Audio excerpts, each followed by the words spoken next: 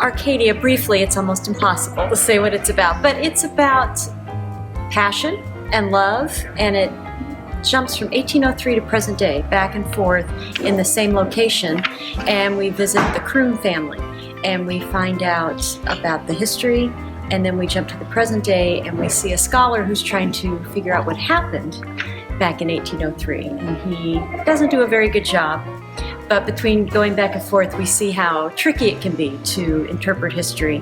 And along with that comes sex and betrayal and love and life and death at Sibley Park. I want the audiences, when they leave this theater, to feel full. This play can be anything. In that it's these two dissimilar plot lines set 200 years apart, coming together very chaotically and making this perfect symmetrical story. I hope the audience walks away from this feeling warm because they've connected to the things that we're doing. I hope they walk out of here feeling smart because they got to understand some concepts that maybe they weren't familiar with before.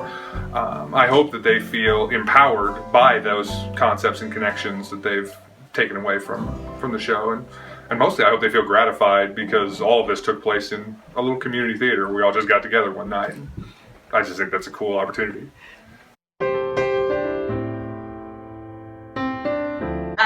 Well, Tom Stoppard, I love him as a playwright, and the way he uses language is incredible. And so what I love about this is that he takes math, and instead of just taking it as a plot device, he takes the math and uses it to help explain the story and show what the characters are going through. So making it more than just a love triangle, he makes it more cosmic. Tom Stoppard demands brilliance of everyone who's involved. He demands that the cast be smart enough and enthusiastic enough to take this complex information and live in it truthfully.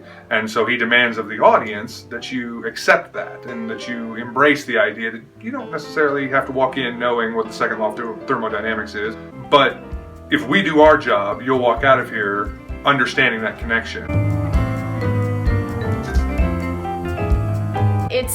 It's a tragic romantic sitcom with some math in there and a turtle who is really the star of the show. I don't know that much about mathematics, but suddenly, working on this play, it's just opened up to me because it's so much more than what X plus Y is.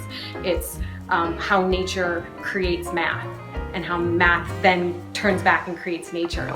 You should come see Arcadia because it's the smartest sex comedy ever written. Now, you're a human being, so I'm going to assume that I can assert three things about you. 1, you like laughing. 2, you like feeling smart.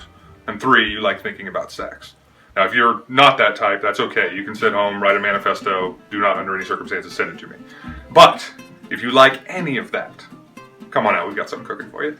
It's got the most beautiful dialogue you've ever heard. We've got a talented cast, and I guarantee you will be thoroughly entertained.